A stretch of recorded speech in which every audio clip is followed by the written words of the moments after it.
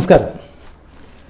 കഴിഞ്ഞ ദിവസം ഒരു ഇൻസ്റ്റിറ്റ്യൂഷനിൽ ക്ലാസ് എടുക്കാൻ പോയപ്പോൾ ഒരു കൊച്ചുകുട്ടി എന്ന് പറഞ്ഞാൽ ഒരു 6ാം ക്ലാസ്സിലോ 7ാം ക്ലാസ്സിലോ പഠിക്കുന്ന ഒരു കുട്ടിയായിരിക്കും.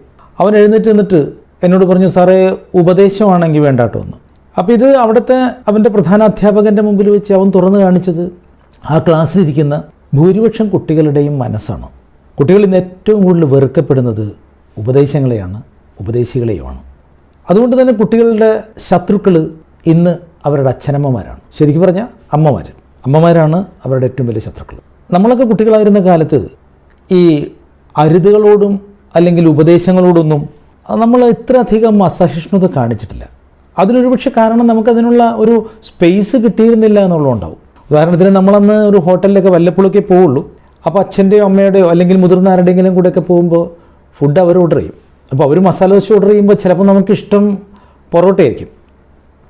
പൊറോട്ട കഴിക്കണമെന്ന് പറഞ്ഞ് വാശി പിടിച്ചാൽ മസാല ദോശ പോലും കിട്ടില്ല. അപ്പോൾ കിട്ടുന്നത് കഴിച്ച് സന്തോഷത്തോടു കൂടി അവിടെ നിന്ന് പോരും. അപ്പോൾ അതുകൊണ്ട് നമ്മളുടെ അതൃപ്തി കാണിക്കാനുള്ള ഒരു സ്പേസ് അന്നുണ്ടായിരുന്നില്ല. അതുകൊണ്ടായിരിക്കണം ഈ ഉപദേശിക്കുന്നവരോടും അല്ലെങ്കിൽ ഉപദേശങ്ങളോടും അല്ലെങ്കിൽ ഈ അരുതുകളോടൊന്നും നമുക്ക് ഇന്നത്തെ കുട്ടികൾക്ക് തോന്നുന്ന ഈ അസഹിഷ്ണുത തോന്നാതിരുന്നത്. ഇന്ന് കുട്ടികൾക്കാണ് പ്രാധാന്യം കിട്ടുന്നതും കൊടുക്കുന്നതും ഒക്കെ കുട്ടികൾക്കാണ്. ചെറിയ കാര്യങ്ങൾ മുതൽ വലിയ കാര്യങ്ങൾ വരെ ഒരു വീട്ടിൽ തീരുമാനിക്കപ്പെടുന്നത് കുട്ടികളുടെ താല്പര്യങ്ങൾക്കനുസരിച്ചാണ്. അതുകൊണ്ടൊക്കെ ആയിരിക്കും അവർക്ക് ഈ ഉപദേശങ്ങളൊക്കെ ഇത്രയും കയ്പുള്ളതായിട്ട് തോന്നുന്നത്. അതിൻ്റെ ഏറ്റവും വലിയ തിക്താനുഭവങ്ങൾ ഉണ്ടാവുന്നതും പലപ്പോഴും കുട്ടികൾക്ക് തന്നെയാണ്. കഴിഞ്ഞ ദിവസം നാഗർകോവിലിൽ കടൽത്തിരയിൽപ്പെട്ട് ജീവൻ വെടിഞ്ഞത് 5 കുട്ടികളാണ്. മെഡിക്കൽ വിദ്യാർത്ഥികളാണ്. ഒന്ന് ആലോചിച്ച് നോക്കണം, മെഡിക്കൽ കോളേജിൽ അഡ്മിഷൻ കിട്ടുക. എത്ര അഭിമാനത്തോടു കൂടിയായിരിക്കും ആദ്യത്തെ ദിവസം അവർ ആ കോളേജുകളിലേക്ക് പോയിട്ടുണ്ടാവുക. അത് കഴിഞ്ഞ് ഓരോ വർഷം കഴിയുമ്പോഴും ആ അച്ഛനും അമ്മയൊക്കെ എത്രത്തോളം അഭിമാനത്തോടു കൂടിയായിരിക്കും അവരുടെ വളർച്ച കണ്ടിട്ടുണ്ടാവുക. മെഡിക്കൽ കോളേജിൽ അവസാന വർഷ വിദ്യാർത്ഥികളാണ് 5 കുട്ടികൾ മരിച്ചുപോയത്. കള്ളക്കടലെന്ന പ്രതിഭാസമുണ്ടെന്നും കടലിലേക്ക് ഇറങ്ങരുതെന്നുമുള്ള കർശനമായ നിർദ്ദേശം അവഗണിച്ച് കടലിലേക്ക് ഇറങ്ങിയവരാണ് തിരകൊണ്ടുപോയത്.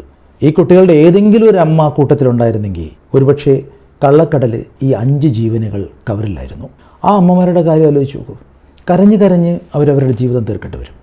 5 വിളക്കുകളാണ് കെട്ടുപോയത്.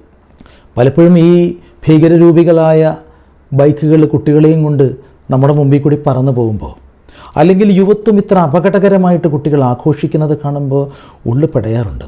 കാണാമറയത്ത് പഠിക്കാനും ജോലിക്കൊക്കെ വേണ്ടി പോയിരിക്കുന്ന കുട്ടികളുടെ അമ്മമാരുടെ ഉള്ളിൽ എത്രത്തോളം പെടയുന്നുണ്ടാവും. കുട്ടികൾക്ക് പലപ്പോഴും ഇതൊരു അസ്വസ്ഥതയാണ് ഇത് കാണുന്നത്. ഈ അമ്മമാരുടെ ഈ ആകുലതകൾ കാണുന്നത് അസ്വസ്ഥതയാണ്.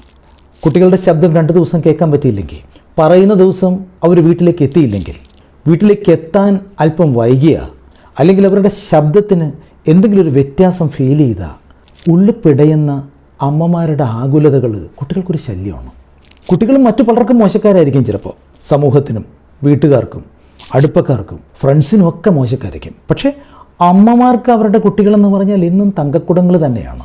ഒരു ഉപാധിയുമില്ലാതെയാണ് അമ്മമാർ കുട്ടികളെ സ്നേഹിക്കുന്നത്. അതുകൊണ്ട് തന്നെ കുട്ടികൾക്ക് ഏറ്റവും എളുപ്പത്തിൽ തോൽപ്പിക്കാൻ കഴിയുന്നതും അമ്മമാരെയാണ്. എല്ലാ കുട്ടികളൊന്നും അങ്ങനെയല്ല.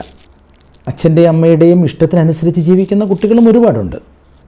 അങ്ങനെയല്ലാത്ത കുട്ടികളോട് പറയാനുള്ളത്, അമ്മമാരുടെ കണ്ണുനീരിൽ ദയവ് ചെയ്ത് നിങ്ങൾ സ്വർഗം പണിയരുത്. അങ്ങനെ പണിയുന്ന സ്വർഗത്തിന് നിങ്ങൾക്കൊരിക്കലും സുഖം തരാൻ കഴിയില്ല.